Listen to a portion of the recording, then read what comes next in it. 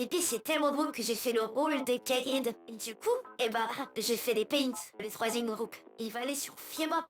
Flema, il a très peu de patterns comparé aux autres. Il a un contre où il parle, il dit une réplique. Il peut aller au milieu. Il va faire comme dans ce P3 dans OVS. Il va faire pleuvoir des météores. Et il fait aussi le train. Et son train, il est différent. Il va faire son cran et après il va retourner au milieu et va faire des donuts. Donc il faut rester au milieu. Ses autres attaques, bon, on n'a pas trop besoin d'en parler pour Reflen. Reflen, elle a genre que deux attaques spéciales, mais elle peut te donner des debuffs si elle te touche avec des attaques normales. Elle a Lightning Strike qui va te faire un kill où tu vas devoir dodge directement. Mais si elle te met en debuff, elle va t'exploser juste derrière. Une seconde après son dash, tu exploses si t'es en debuff.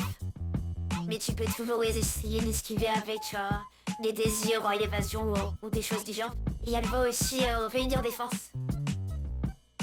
Et à ce moment-là, il faut que tu attaques. Enfin, elle va faire un gros paradoxe. Et si tu veux éviter l'explosion que tout le monde là, il faut que tout le monde la frappe. Sinon, moi, c'est les... Et du coup, pour Regista, parce que moi, j'emmerde, c'est qu'ils vont faire Kane, parce que, en fait, t'es pas obligé de le faire. Du coup, Regista, c'est parti, Lino. Ah, elle est à peu près pareille pour tout le monde. Une de ses attaques, c'est où elle va attaquer dans quelle direction? Au nord, sud, ouest et est. C'est pas si dangereuse, mais vaut mieux éviter quand même. Ensuite, elle va faire un donut. Bon, ça, c'est comme le flemma de base qu'on fait en Rogan. Il faut juste que t'esquives le premier, là. Et après, tu peux rester au milieu. Là aussi, en serviteur, un goût serviteur, tu peux faire une grosse traînée de tes milieux de la meuf. Si tu fais le cran, ça te donne un stack. Style BSH, BS tout court, hein, mais ça te met directement stack 5. Où tu là t'es dans la derme. Et là aussi un barrage où elle va tirer plusieurs boules tout autour d'elle qui va donner un des buster mire. Et c'est des buffs bien pas surprendre parce qu'elle peut te one shot après. Et du coup, la partie 2 de Justin, elle a un compte qui est très difficile à voir. Et c'est Wara devant elle, mais vas-y pour le voir, c'est chiant. Si elle commence à s'accroupir, elle se recroche sur Backbend, il faut directement dodge. Elle peut aussi t'attraper, style TF, sauf que là elle te fait une prise d'Akashi dans les airs. Mais j'ai cru remarquer que quand elle fait ça, elle debuff, enfin elle met un debuff style DS qui te one shot directement. Donc ouais, si pareil, il faut sauter pour savoir si t'as été pris ou pas. Mais ça, j'ai pas trop capté. Elle fait aussi un donut où là, il faut juste rester au milieu, collé au basse. Vaut mieux pas être loin, sinon ça te fait des gros damage. Ça, elle fait une attaque, t'es dans l'endroit où elle s'envole. Et t'as deux versions de cette attaque. Soit elle va se mettre dans un coin de la map et il va falloir aller sur elle. Elle va faire un rayon lancé de boycott si on se le prend. Parce que les autres rayons, bon, ils te mettent mal. Et la deuxième variante de cette attaque, tu peux toujours essayer de l'attaquer de loin. Ça les fera des damage, mais il faut pas la couler. Aussi, elle va faire des lasers au centre, dans tous les sens.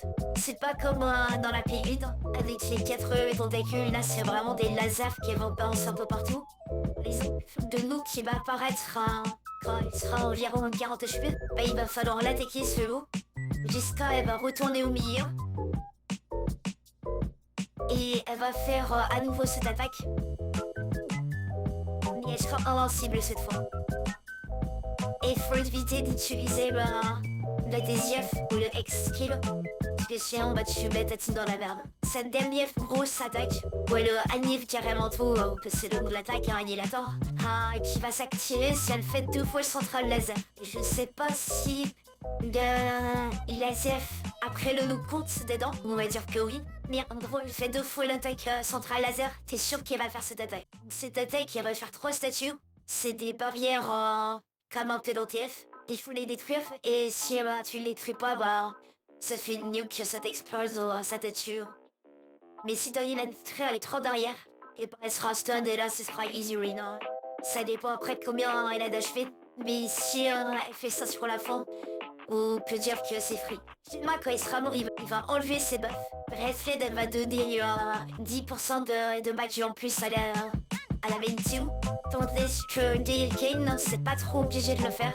parce que la seule chose qu'il donne, c'est une réduction de dommages.